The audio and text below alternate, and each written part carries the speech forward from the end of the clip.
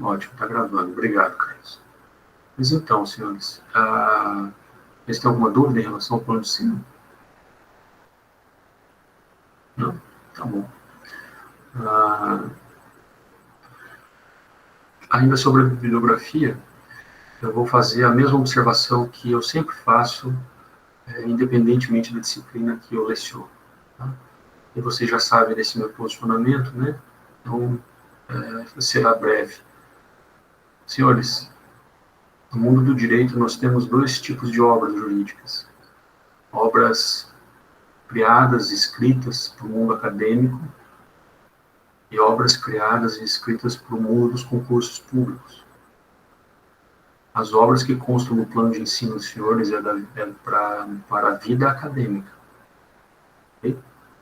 Existem outras obras de direito tributário disponíveis aí? Sim, muitas, muitas. Tá? Mas eu, pessoalmente, não tem a sua valia, não está errado o que está escrito lá, tá? Tem a sua valia, mas eu acho que a finalidade, o ambiente que nós estamos, a importância dessas obras é secundária, tá bom? Então, fica a critério dos senhores. Se vocês quiserem comprar algum livro de direito tributário, né, eu sempre dou esse alerta, né, e compre o livro que vocês quiserem, tá bom? Compre o livro que vocês quiserem. Mas eu deixo esse alerta. É bom comprar um livro de direito tributário? Olha, senhores, é sempre bom você ter livros, né? Você fazer a tua biblioteca aos poucos. Né? É sempre bom. Aqueles que têm disponibilidade financeira, né? Nós vivemos um momento assim, bem delicado nesse ponto de vista. Aqueles que tiverem disponibilidade financeira, estejam à vontade, vão até uma livraria, né? Tomem as devidas cautelas, né, com essa pandemia, peguem os livros, sentem, folheiem ele, né? Dá uma lida, vê se você gosta da escrita, do jeitão dele, da cara dele, e toca o barco, tá bom? Então, acho que é isso em relação, né? Bom, nós vamos usar muito a Constituição Federal e o Código Tributário Nacional, tá? E aqui eu recomendo, o que eu faço, né? Eu não tenho, acho que a última Constituição que eu comprei, assim, de papel, né, foi na faculdade, senhores. E depois que essas coisas começaram a ficar disponibilizadas na internet, né, eu não uso mais, né.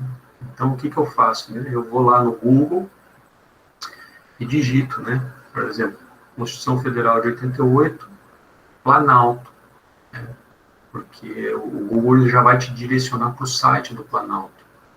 E ali vai ter o CTN atualizadíssimo para você, ou a Constituição Federal atualizadíssima. Então, é isso que eu recomendo para vocês. Se vocês quiserem comprar o Vademécum, né? Hoje tem Vademécum para todo quanto é gosto, né? Comentado, documentado, colorido, preto e branco, com careta, com adesivo, né? Bem esse negócio bem infantil, né? Como se a gente tivesse no colegial, né? Ou no ginásio e tal, enfim, né?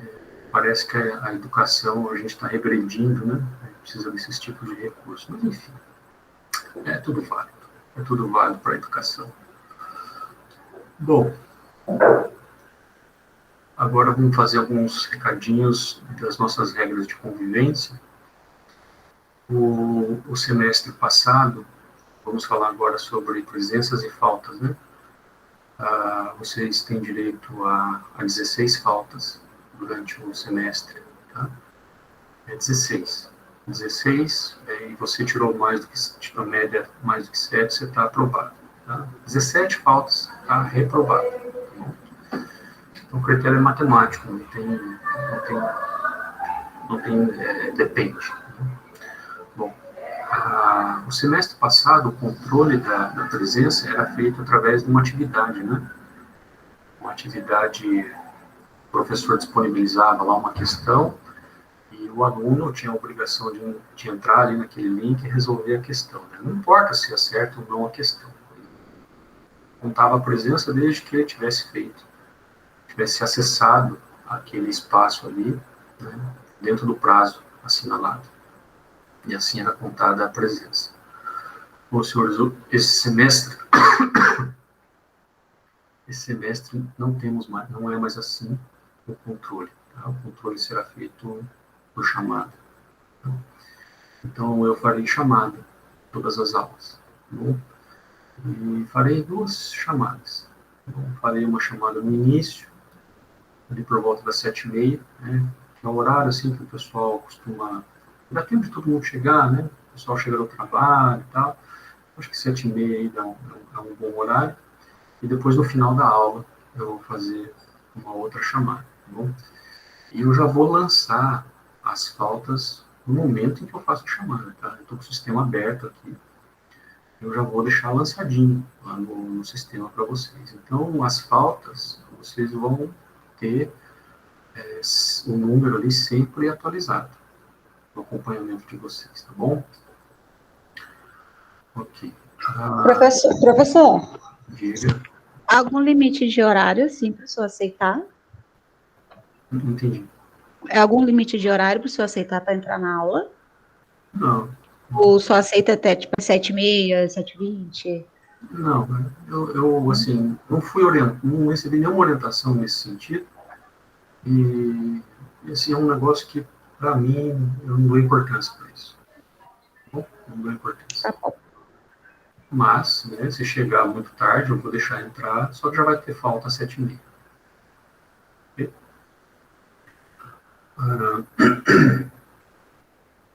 Bom, a avaliação nós temos duas, uma em cada bimestre, ao final de cada bimestre, e acho que até uma segunda ordem em contrário, a avaliação ela vale 6, né? Vale 6. E para completar os 10 pontos, né, eu vou passar trabalho para vocês, os 2 bimestres. Tá? Vou passar trabalho. Eu não sei se eu passo um trabalho, se eu vou passar 2 trabalhos. Né? Se eu passar um trabalho, vai valer 4. Se eu passar 2 trabalhos, cada um valerá 2 pontos, não é igual. Tá? E na aula da semana que vem, eu já vou espaçar quais são os trabalhos, os títulos, as regras de elaboração do trabalho, e o prazo de entrega e o quanto que eles vão valer. Tudo bem? A gente vai deixar essa parte para a aula da semana que vem, tá bom? Alguma dúvida? Não? Ok. Deixa eu ver se eu tenho mais alguma outra coisa para falar.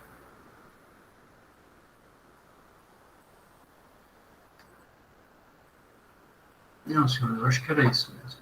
Eu acho que era isso mesmo. Bom, crianças, então vamos lá, né? Dar início ao direito tributário, né? É uma matéria, assim, que eu me sinto confortável, assim, mais confortável em lecionar, assim como o direito administrativo, né? Pela minha área de atuação profissional, né? Então, eu trabalho no órgão público que cobra, né, os tributos federais, né? E, além de cobrar, ele fiscaliza se os contribuintes estão pagando, né? Estão pagando direitinho, né? E quando os contribuintes eles não gostam, né, da atuação da Receita Federal e tem lá os seus argumentos para tal, eles tentam se defender na via administrativa. Geralmente é assim que eles procedem. Primeiro tentam na via administrativa, né?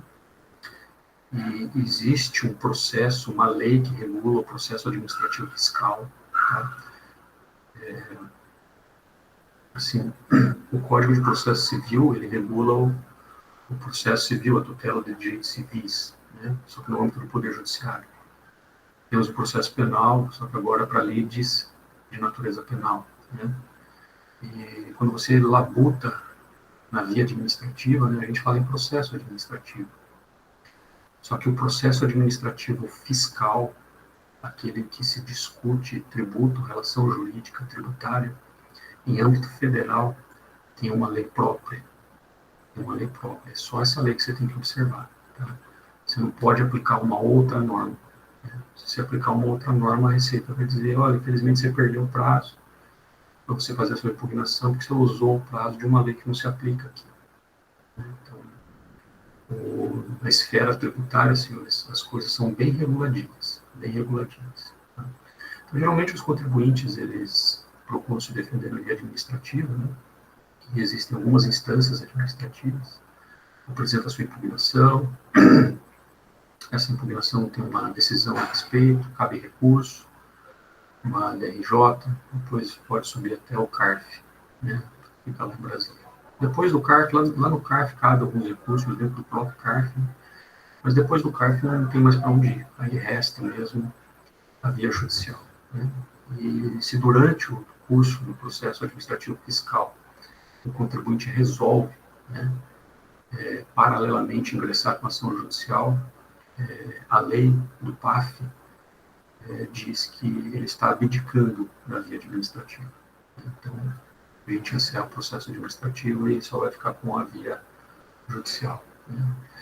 E quando ele judicializa a relação tributária, seja por uma ação de procedimento comum ou um mandado de segurança, que são as ações assim, mais comuns nessa seara,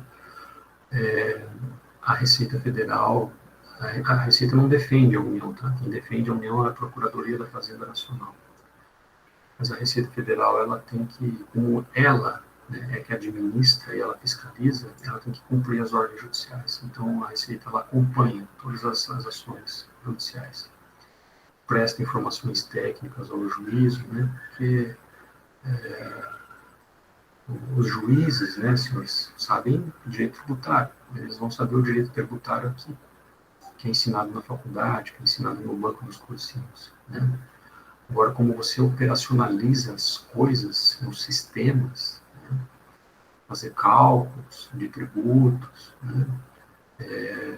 Prescrição, decadência, coisas assim que são bem técnicas e bem profundas, né? Ou é para interpretar o emaranhado da legislação tributária, né? Então a Receita presta informações técnicas em juízo, né? E essa é a área em que eu atuo na Receita. Então, assim, por isso que eu digo assim, que eu fico um pouco mais confortável de lecionar uma disciplina dessa para vocês, porque eu me esforço em, evidentemente, trazer a técnica para vocês. A técnica é absolutamente importante. A Receita, por exemplo, quando a gente recebe as petições, né, dos contribuintes, a gente sabe, já dá para saber, assim, pela escrita, assim, esse cara aqui entende direito tributário, esse aqui não entende. Né? Então, quanto mais técnico for a Receita, é melhor, né? Porque a Receita é extremamente técnica. Né? Então, evidentemente, que eu vou passar a técnica para vocês, né, da legislação tributária. Né? Mas também vou abordar, né, o direito tributário na prática. Vou aproximar o direito tributário na vida de vocês, na prática. Né? E daí a gente tem aí inúmeros casos, né, para exemplificar quando for o momento oportuno. Tá? Aqui fique próximo de vocês, né? Até para que vocês tenham uma ideia. Vocês estão no 8º e 9º, né? Vocês já estão saindo da faculdade, né? Vocês já estão saindo da faculdade. Então, quando sai assim, o cara, vou fazer trabalho, vou fazer família, vou fazer civil e tal. Um ou outro aí que, vou fazer penal. Agora, quem é que faz tributário? Quem é que faz administrativo? Né? Isso é para poucos. É para poucos. Né? Até porque a pessoa nem sabe direito como é que faz, né? Então, eu vou me esforçar aqui para trazer o direito tributário próximo dos senhores, né? Para que vocês tenham mais elementos para decidir aí o campo de atuação futuro de vocês. Tá bom? Dá dinheiro, professor? Agora tem um monte de gente olhando agora, ó. Um monte de gente começa a prestar atenção, né? Senhores, se você for bom e você se dedicar a estudar, dá dinheiro. Tá bom? É a regra básica da vida. Ok? Então vamos lá. Bom, senhores.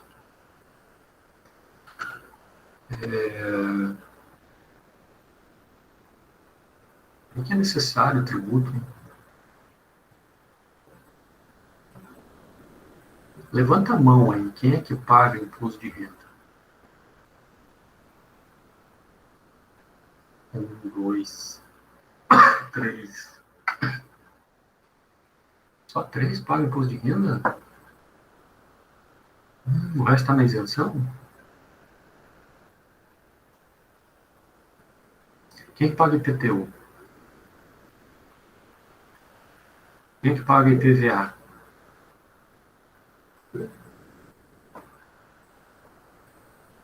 Ótimo. Quem tem passaporte? Ninguém tem passaporte? Não. Tá. Se for tirar passaporte, custa mais ou menos 200, 300 reais. Isso é um tributo que você está pagando. Tá? Você vai entrar com uma ação aí na Justiça Estadual do Paraná. Acho que as custas, isso depende do tipo de ação, tá? Mas começa ali em 700, 800 reais, é um negócio mais ou menos assim. Isso é tributo.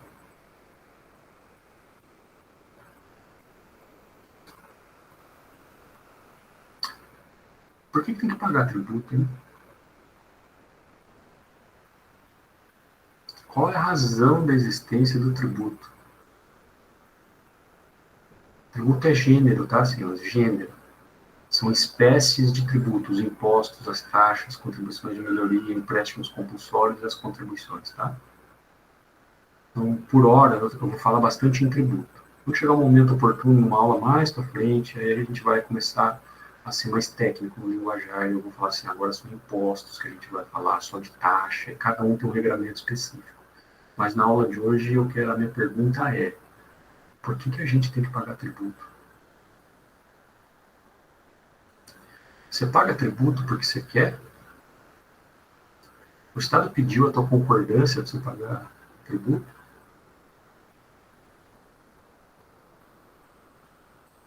Você paga porque você é obrigado? Quem acha isso? O pagamento de tributo é uma coerção estatal, levanta a mão. É uma violência estatal. É uma violência todo mês no meu contra-cheque. Senhores, pagamento de tributo é uma obrigação. Tá? É uma imposição estatal. Por que disso? Quando vocês nasceram, vocês já foram inseridos nessa realidade, porque essa realidade existe há muito tempo.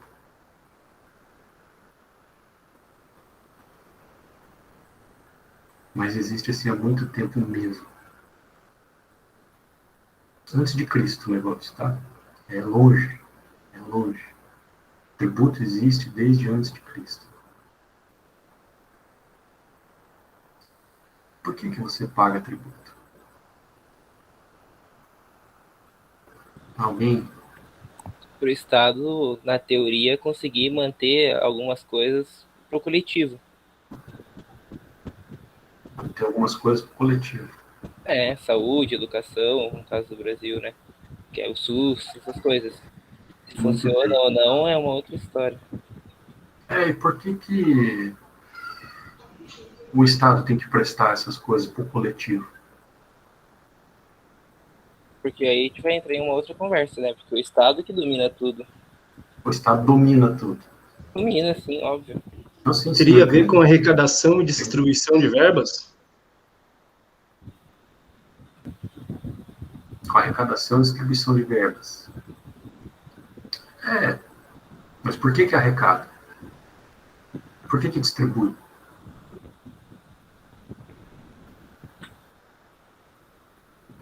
É para manutenção do Estado, né, professor? Para manutenção do Estado. Ok. Porque o Estado chamou para si essa responsabilidade? Muito bem, para a manutenção do Estado, porque o Estado chamou para si essa responsabilidade. Muito bem. Muito bem. Mais alguém? se aventura.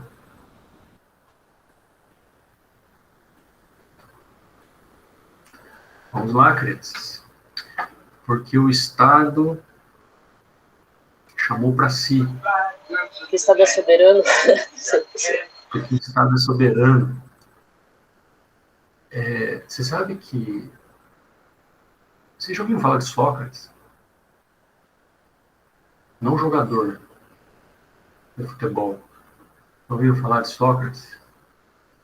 Sócrates foi um dos grandes filósofos gregos, tá? Ele não deixou nada escrito. Não tem nenhum livro de Sócrates. O que se sabe da filosofia de Sócrates foi porque Platão escreveu. Platão foi aluno de Sócrates. E a forma pela qual Sócrates produzia o seu conhecimento, a gnose, a filosofia deu o nome de maiêutica. Já ouviram falar disso? Maiêutica. O que Sócrates fazia? Ele perguntava as coisas para as pessoas. A pessoa respondia, ele perguntava, mas por quê? Mas por quê? Mas por quê? Aí chegava um momento que a pessoa já não sabia mais. Mas agora eu não sei responder. Agora não sei. É que eu estou fazendo agora com vocês. É evidente que eu sou muito pior do que Sócrates, né? Pelo amor de Deus, não é isso.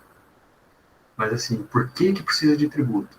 Ah, porque precisa para saúde, para isso, para segurança, papapá. Ah, porque o Estado é soberano. Porque o Estado chamou para si.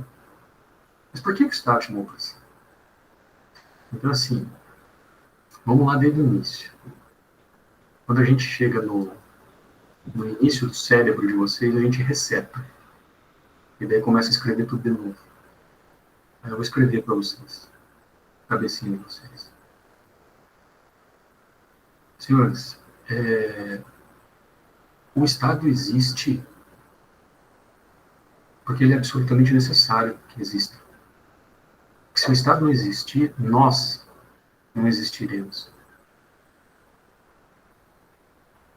O ser humano é um ser gregário, social. Ele não sabe viver sozinho. Ele sempre se ajunta com alguém. E quando se junta com alguém, vai dar alguma discussão, vai dar alguma coisa, vai dar conflito. Alguém precisa resolver esses conflitos de forma justa. E alguém precisa dizer o que pode e o que não pode fazer. E não são as partes envolvidas que têm que dizer isso. Porque senão vai imperar quem? A vontade do mais forte.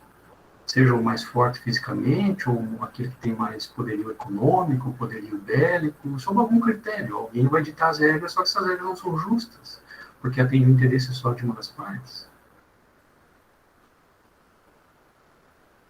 E os seres humanos, a sociedade, chegou um tempo que falou assim, a gente precisa de alguém que nos regule, que diga o que a gente possa fazer, o que a gente não pode fazer. E outra coisa também, além disso, a gente precisa de um ser superior que atenda às necessidades, que satisfaça as necessidades comuns que todo membro da sociedade tem. Evidente que cada indivíduo é um indivíduo, tem suas necessidades próprias, né? Mas todos os indivíduos entre si têm em comum necessidades coletivas. Então, nós precisamos de saúde, nós precisamos de segurança, nós precisamos de educação, isso é um interesse de todos. Então vamos fazer o seguinte, vamos criar esse ente superior e a partir da criação dele, nós, cada um de nós, indivíduos, nós não vamos mais poder fazer o que a gente quer. Porque hoje a gente é livre para fazer o que quer, liberdade total. Quando a gente criar o Estado e vamos entregar para ele esse poder soberano de dizer o que a gente pode ou não fazer, isso ele vai fazer através de lei, nós vamos renunciar parte das nossas liberdades em favor do Estado. E é isso que legitima a atuação do Estado. Quando ele legisla, quando ele julga e quando ele presta as funções administrativas. Essa é a legitimidade. A vontade do Estado é a vontade de quem o criou. A vontade é do povo, é da sociedade. Não é isso que está escrito na Constituição? Ótimo, mas na medida em que criamos o Estado, e o Estado atualmente ele tem 3 funções, né? Ele legisla, ele função administrativa e julga, ele precisa de imóvel para funcionar. Ele precisa de carro, ele precisa de servidor, ele precisa de papel, precisa de energia, precisa de água, precisa de helicóptero, precisa de mesa, de cadeira, de computador, precisa de meios, ele precisa ser aparelhado de meios para poder prestar à população que o criou a cumprir essas suas missões. Que foi a própria população que diz, você vai fazer isso, isso, isso, em nosso favor. Isso custa dinheiro. Isso custa dinheiro. O Estado, senhores, numa economia capitalista como é a nossa, né, o Estado ele produz riqueza, sim, mas assim, excepcionalmente. E quem produz riqueza no Brasil é a iniciativa privada, né? Basta ler o artigo 170 da Constituição Federal, que inaugura a ordem econômica, né? Lá diz, a ordem econômica é regida, tem como seus fundamentos a livre iniciativa. Então, a quem compete a exploração de atividade econômica, seja a produção de bens e serviços ou a circulação de quaisquer bens e serviços, desde que ilícitos, evidentemente, compete aos particulares, às pessoas naturais, às pessoas jurídicas, aos particulares. Excepcionalmente, o Estado pode explorar a atividade econômica, e quando explora a atividade econômica, assim ele produz alguma riqueza. Mas ele está utilizando o seu próprio patrimônio para produzir a riqueza. Assim ele faz com o Banco do Brasil, com a Caixa Econômica, com a Petrobras, com as empresas estatais. A gente viu isso lá em direito administrativo. Mas, senhores, isso é muito pouco, porque o Estado custa muito caro.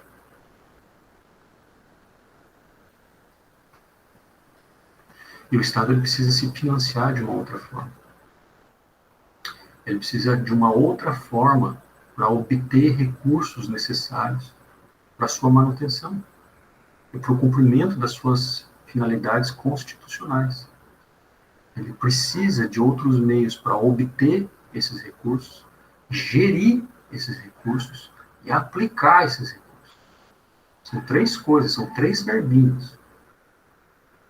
Obter o recurso, depois de obtido ele vai gerir o recurso, e depois de gerido o recurso ele vai aplicar esse recurso, ou seja, ele vai devolver esse recurso à sociedade, só que não o dinheiro em si. Ele vai devolver em forma do quê? De educação, de asfalto, de saúde, de vacina, de seringa, de máscara.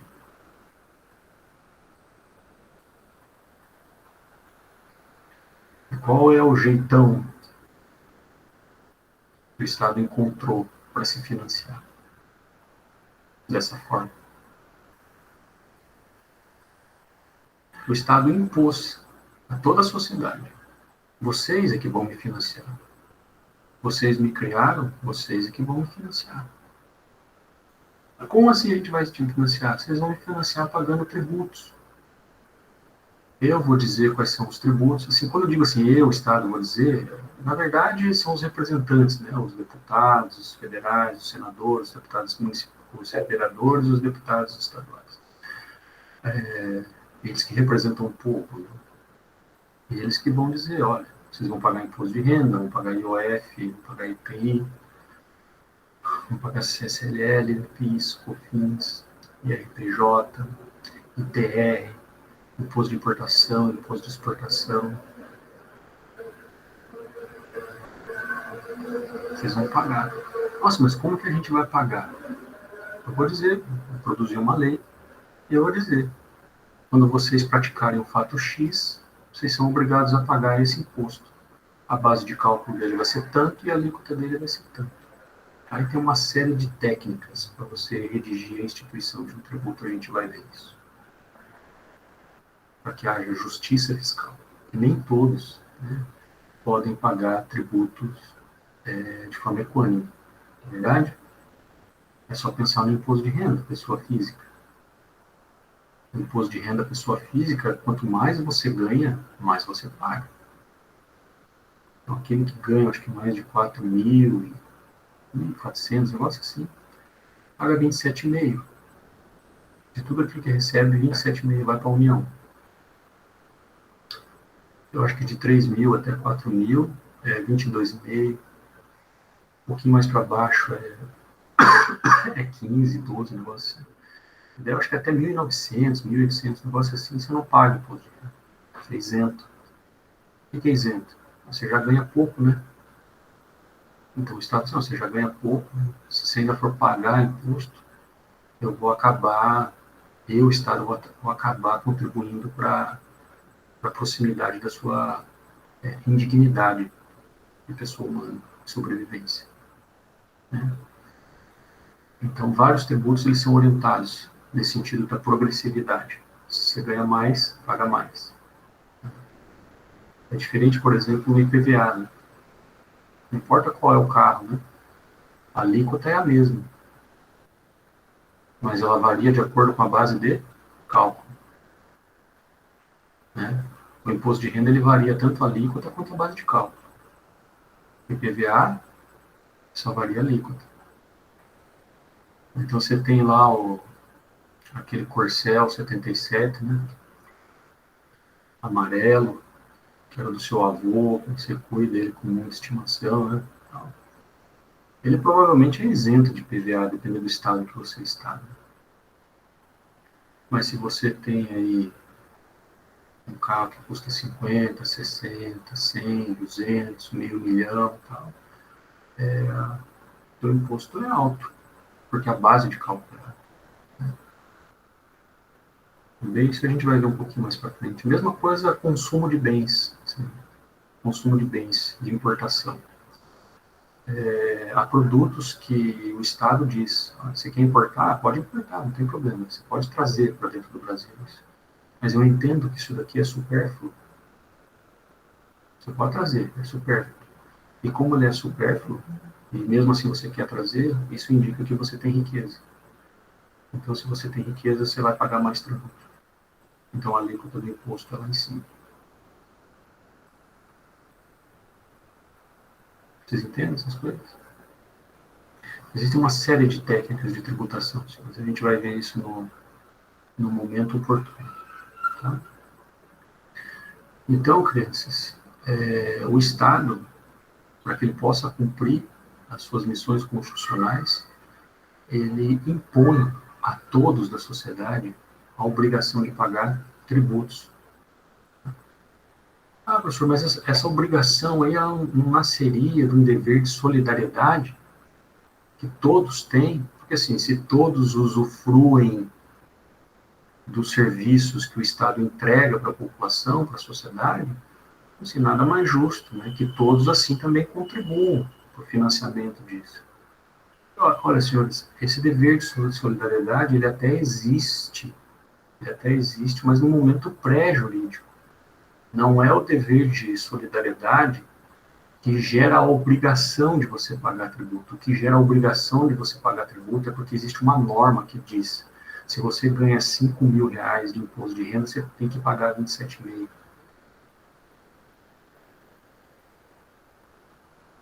Isso é muito comum, assim, em provas na OAB, ou provas de professor, prova oral, de concurso público, tá? É a solidariedade social fundamento do poder de tributar? Imagina, você está lá na quarta fase, concurso de juiz, 27,5, você só está vendo cifrão, assim, do lado, assim, só cifrão. Nossa, é agora que eu vou trocar o guarda-roupa. Tchau, busão. Né? Meu Deus do céu, é agora. Aí chega o avaliador de tributário. Fala assim para você. É a solidariedade social fundamento do poder de tributar? Pode começar, doutor. O tempo está correndo.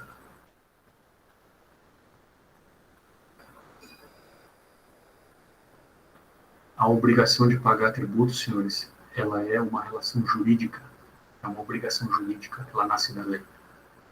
Tudo bem? Existe sim um substrato de solidariedade social, mas ele funciona no momento anterior à constituição jurídica do tributo. Bom, o que fundamenta o poder de tributar é a lei. Não é a solidariedade social. Ela tem a sua importância, mas ela é relegada ao seu plano pré-jurídico. Então, senhores, essa forma que o Estado utiliza de captar recursos, de gerir esses recursos, né, para que ele possa pagar os seus funcionários, botar gasolina na viatura, pagar a luz, pagar a água, comprar computador, todas aquelas coisas que ele faz, instrumentos, os meios que ele utiliza para cumprir os seus fins, e tudo isso a gente chama de atividade financeira do Estado. Atividade financeira do Estado. O que é atividade financeira do Estado? É aquele conjunto de ações que o Estado toma para captar, gerir e aplicar recursos, para que ele possa cumprir as suas finalidades, as suas missões institucionais, constitucionais. Isso é atividade financeira. Tá? E quando a gente fala em atividade financeira, a gente fala no estudo de duas coisas, basicamente, que é a receita, né? Não é Receita Federal, tá? Receita, assim, é o ingresso de recursos aos cofres públicos, isso é receita. Tá? E quando o Estado gasta o dinheiro público, que ele arrecadou, né, a gente fala em despesa pública. Então, essa atividade financeira, que envolve captação de recursos, de receitas, a gestão das receitas e depois a aplicação dessas receitas, que na verdade é a execução da despesa pública, isso é atividade financeira do Estado. E quem estuda isso, senhores, é o direito financeiro, não é o direito tributário. É o direito financeiro. Tá bom? E o direito financeiro, ele organiza as receitas que ingressam, né? E também faz a previsão das despesas do Estado através de 3 leis. O Plano Plurianual, a Lei de Diretrizes Orçamentárias e a Lei Orçamentária Anual. Essas são as 3 grandes leis de direito financeiro, onde são estruturadas, né, previstas, né,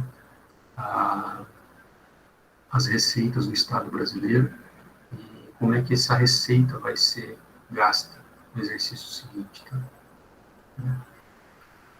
Bom, as receitas, senhores, esse ingresso, né, elas podem ser de 2 ordens, de 2 espécies. As receitas, elas podem ser originárias, as receitas públicas, tá? Elas podem ser originárias, elas podem ser derivadas. Tá? As receitas originárias são aquelas que se originam da exploração pelo Estado do seu próprio patrimônio. Lembra que eu falei para vocês que o Estado excepcionalmente pode explorar a atividade econômica? Quando assim ele cria as empresas estatais. As empresas estatais, elas geram riqueza. Né? E essa riqueza que elas geram, isso a gente chama de uma espécie de receita originária. Os pedágios, isso é receita originária. Tá? É o Estado que deixa um particular explorar o seu patrimônio. Qual que é o patrimônio? A rodovia pública. Ele entrega a conservação da rodovia para um particular, através de um contrato de concessão, e esse particular ele vai se remunerar cobrando dos usuários, cobrando tarifa. Qual é a natureza jurídica da tarifa? Do pedágio. Uma questão boa de concurso, a prova. Receita originária. Por que receita originária? Porque ela se origina da exploração do patrimônio do Estado, que nesse caso é a rodovia. Você está entendendo? Mas, ao lado das receitas originárias, nós temos as receitas derivadas, que basicamente são os tributos. Aqui, senhores, a imposição do Estado. O Estado não pergunta se você quer pagar ou não o imposto, a taxa, a contribuição. Ele simplesmente cobra de você. Ele institui meios para cobrar de você. Né?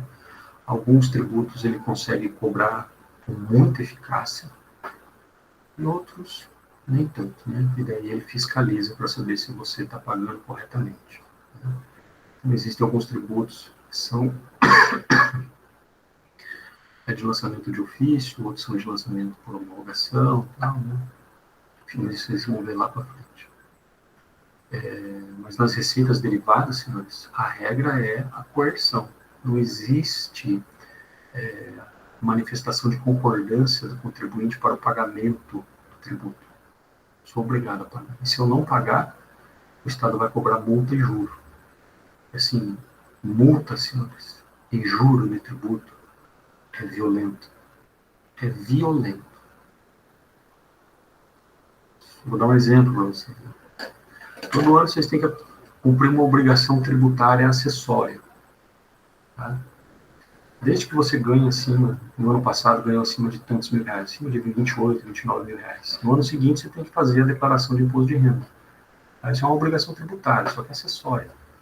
As obrigações tributárias podem ser principais e acessórias. A principal é pagamento de tributo. Acessório é tudo aquilo que não envolve pagamento de tributo.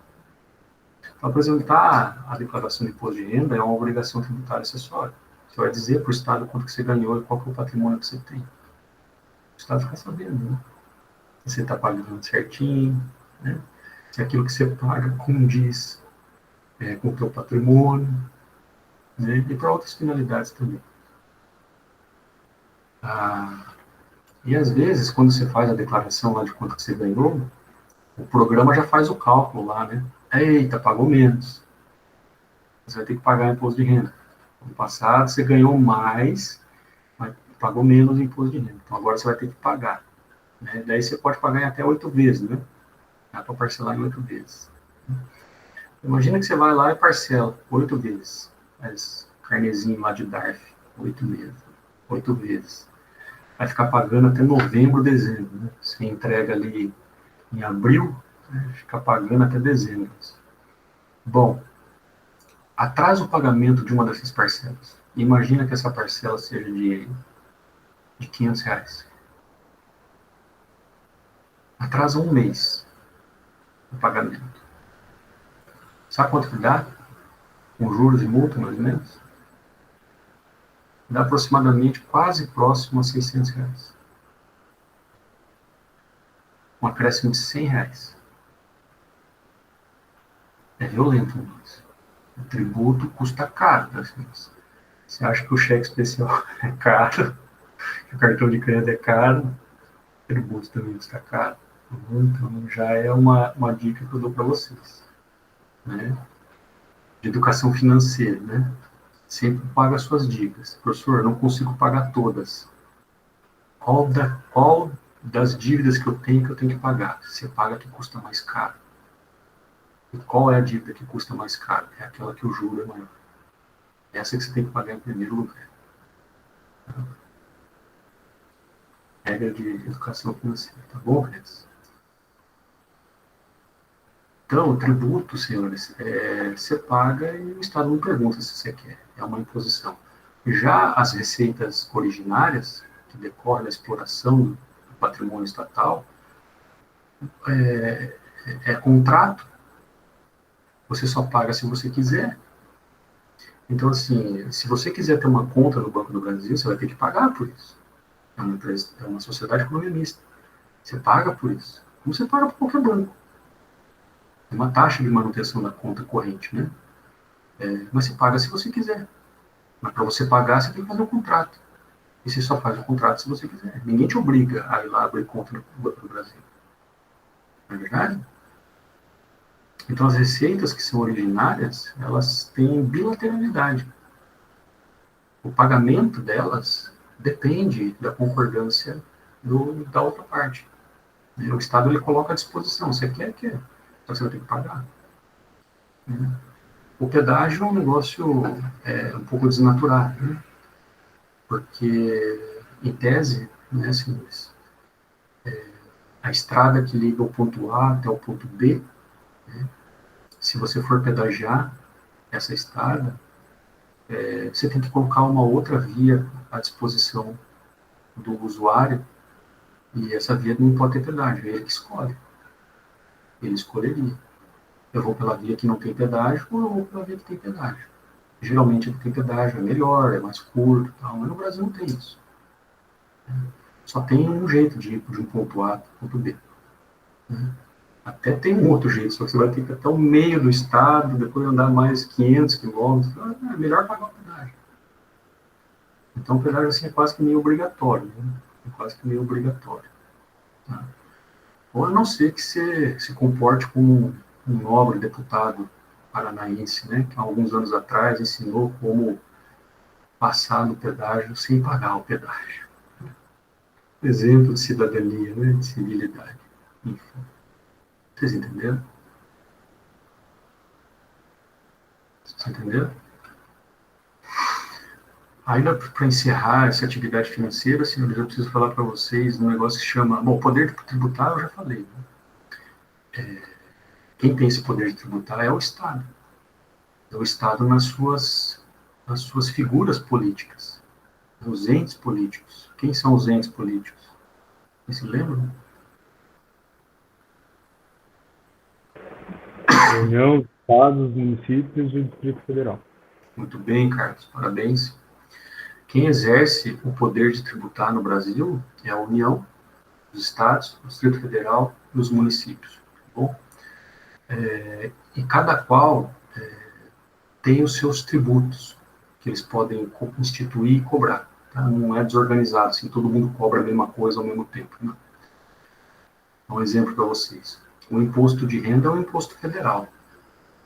Quem pode criar o imposto de renda, instituir o imposto de renda é só a União. Uma vez instituído, quem vai cobrar o imposto de renda é a União.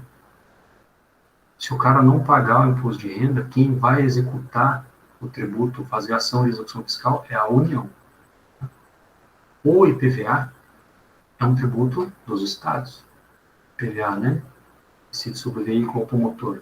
É um tributo dos estados. Então, cada um dos 26 estados pode cobrar IPVA dos veículos que são licenciados no seu território.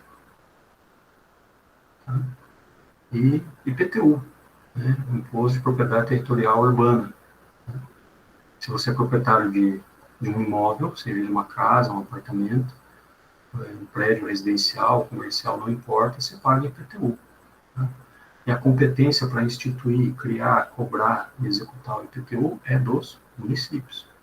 Qual o município? O município onde está sediado o imóvel. Tá?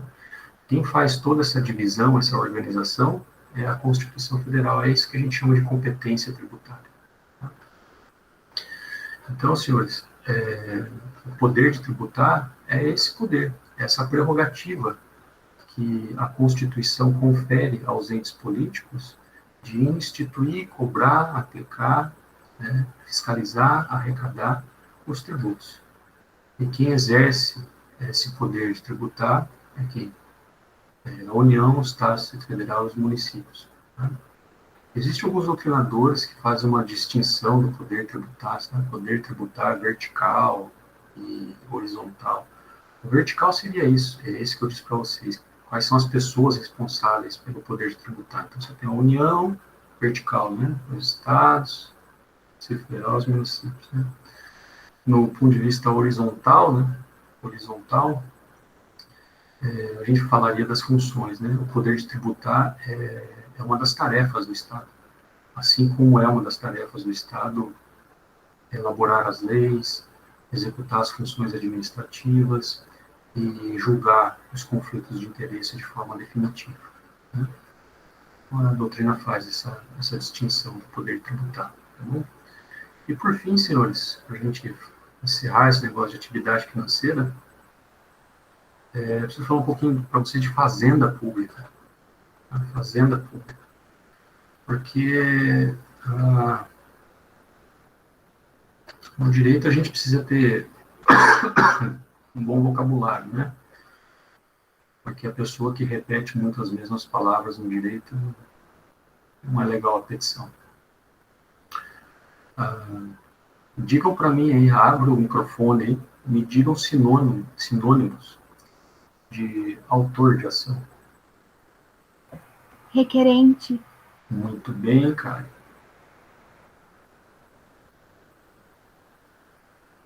Só um sinônimo? Calma, eu tô pensando em outro. Exequente. Se você está numa execução, ótimo. Agravante. Parte Parte autora, autora. muito bem. Agravante, se for agravo. Isso, em âmbito recursal, né? Recorrente. Recorrente, muito bem. Paciente, se for habeas corpus. Paciente. Impetrante. Acusado. Diga, Emerson. Acusado. Acusado é réu. A depender da ação, né? Acusado é réu, não é autor. Sim. Vocês viram, né? Então, quando você vai fazer uma petição, sempre tem os dois polos, né? Tem o legitimado ativo, é mais um sinônimo, né? E o legitimado passivo, né? Você tem o polo ativo e o polo passivo da relação processual, e lá em cima, distante, equânime dos dois, você tem o juiz representando o Estado. E daí, durante que você está escrevendo a tua petição, né, você vai mencionar o réu, o autor, né? Você não pode ficar escrevendo o autor, é chato, né? Então você tem que usar os sinônimos. Ah, senhores, a União, os estados, o Distrito Federal, os municípios, eles são pessoas jurídicas, tá? Eles são sujeitos de direito. E se são sujeitos de direito, eles têm o direito de ação, o direito de exercer a ação. Então, eles podem figurar como autores ou como réus numa determinada demanda judicial.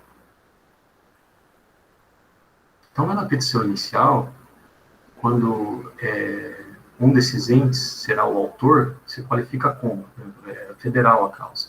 A União Federal, CNPJ número tal, concede não sei aonde, blá, blá, blá, blá, blá. É mais ou menos assim. Quando a União é ré, então, lá, em face de quem? Em face de União Federal, blá, blá, blá.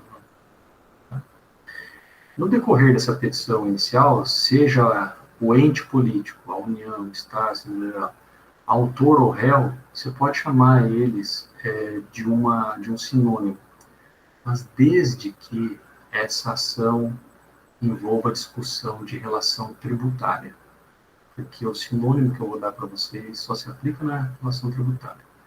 Se você usar num outro tipo de relação, vai pegar mal. Ela vai mostrar que esse cara não entende o que ele está falando.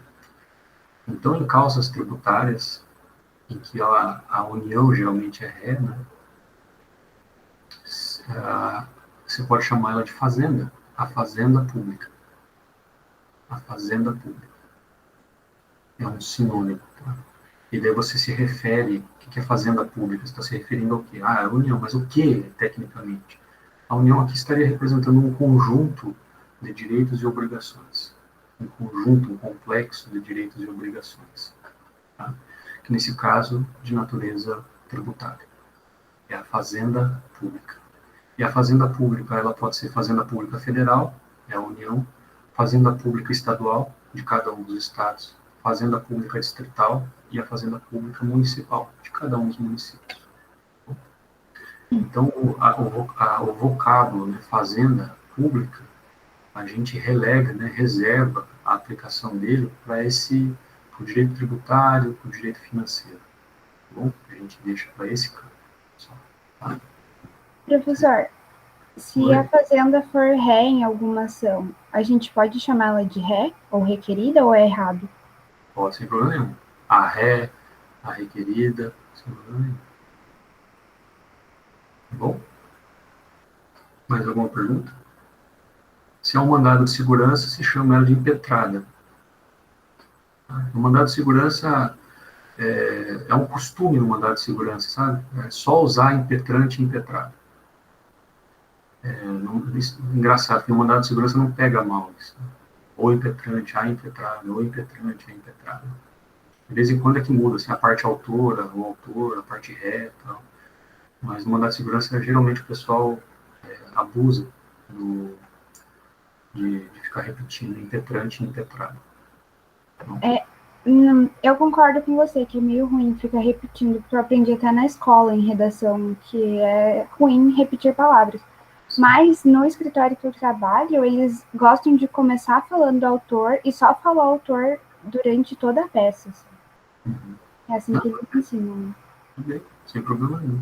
A gente começa mesmo, assim, essa é a prática, tá? A gente começa falando de autor, porque essa é a prática da redação forense. Tá? Mas ao longo da peça, precisa dar uma variada. Senão, enche. Imagina você ler uma petição de 50 laudas.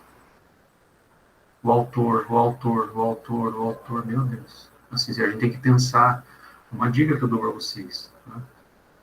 Vocês estão escrevendo para convencer alguém. Esse alguém é que vai ler o que vocês estão escrevendo. Então, que seja agradável, né? Então, não seja prolixo, não fica catando palavra bonita no dicionário, isso já foi. Na minha época era assim. Tinha que ler petição com dicionário do lado.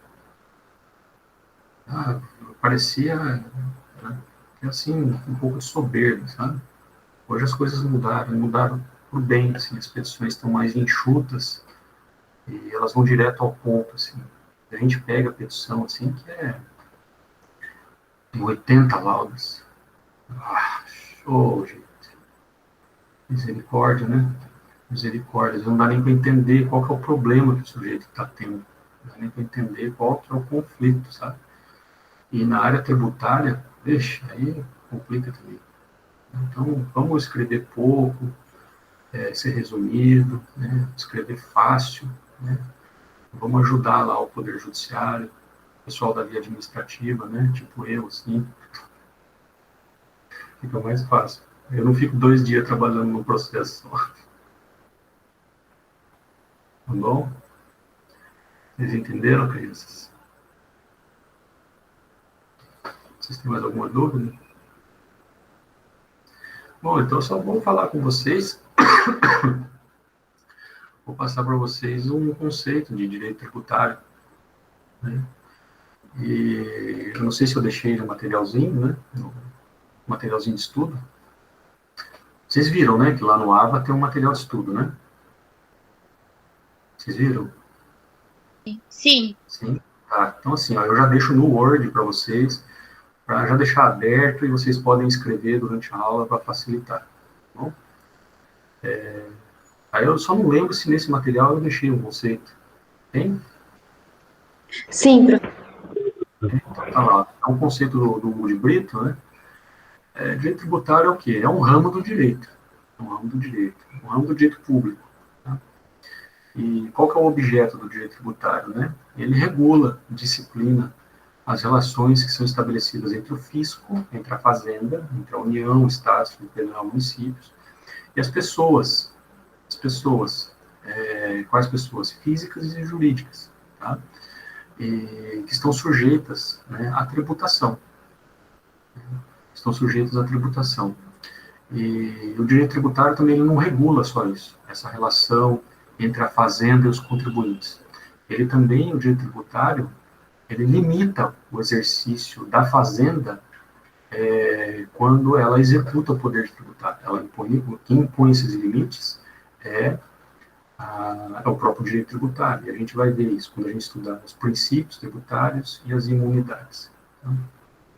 São as grandes limitações. Para proteger, né, o cidadão do contribuinte, né, do exercício desse grande poder. Então, um conceito muito básico de direito tributário é esse, né? É um conjunto, é um ramo do direito, um conjunto de regras, normas e princípios próprios, é um ramo autônomo, tá? Tem as suas regras e princípios próprios, e ele regula a relação estabelecida, a relação jurídico-tributária estabelecida entre a fazenda, as fazendas, e os contribuintes, sejam eles pessoas físicas ou jurídicas, e limita o exercício do poder estatal de tributar. É um conceito bem simples e abrange bem o direito tributário. Vocês entenderam? Tem alguma dúvida? É isso que nós vamos estudar, senhores. Direito tributário. Tá? As regrinhas que As regrinhas que regulam essas relações estão na Constituição e no CTN. Pelo menos aqui na academia, que é o que a gente vai ver. Tá? Porque lá fora, se você quiser labutar no direito tributário, não vai ser suficiente só saber isso. Você vai ter que saber instrução normativa, ato declaratório, solução de consulta da COSIT, um monte de coisa. Tá? E vamos estudar também as limitações constitucionais ao poder tributário, que são os princípios das imunidades tributárias. Tudo bem? Vocês têm dúvidas?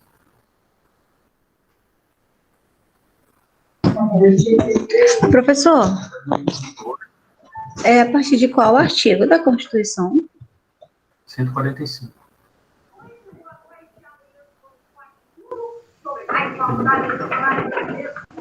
Mais alguém?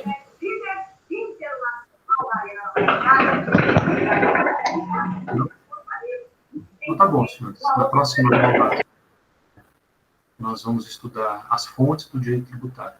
As fontes do direito tributário. O que é que produz o direito? Quem é que pode escrever sobre o direito, legislar sobre o direito tributário? E quais são os tipos de veículos normativos que podem tratar de direito tributário? E como é que podem tratar? É um troço muito, muito, muito importante. Tá? Porque geralmente existe vício de formalidade na instituição de tributo por conta do veículo normativo utilizado na criação de um tributo ou na alteração de um tributo. Geralmente, não é muito raro. Tá? Então, a gente vai ver que, olha, tem alguns tributos que só podem ser tratados por lei complementar, outros tributos só podem ser tratados por lei ordinária, como é que funciona a medida provisória, uma lei tributária, lei delegada, resoluções administrativas, pareceres administrativos. O estudo de fontes do direito na área do conhecimento do direito tributário, ele tem, assim, uma importância fundamental. E para os outros ramos do direito, assim, não é, assim, tão importante. Tá? O direito penal é meio semelhante. Assim, o crime só pode ser veiculado através de lei, geralmente lei ordinária. Né? Mas no direito tributário tem muita minúcia. E quem dá essa minúcia é tudo a Constituição. Então a gente precisa saber bem sobre as fontes do direito tributário. E a gente vai gastar a nossa aula que vem para tratar desse tema. Tudo bem? Eu agradeço a paciência com que vocês me ouviram. É um prazer revê-los. Ver a carinha de vocês. Bom, vocês estão bem, né? Vocês tomam banho, né? Se arrumam tudo, para vir bacana isso. Né? Quando chega lá na aula, lá tá tudo mulambento, né? E aqui tá tudo bonitinho. Vocês estão de parabéns, viu? A aula fica bem mais bacana, assim. Fiquem com Deus, tá bom? Se cuidem. Muito obrigado pela educação e pela paciência de vocês. Valeu, professor. Boa noite. Boa noite, professor. Boa noite, bye bye. Boa noite.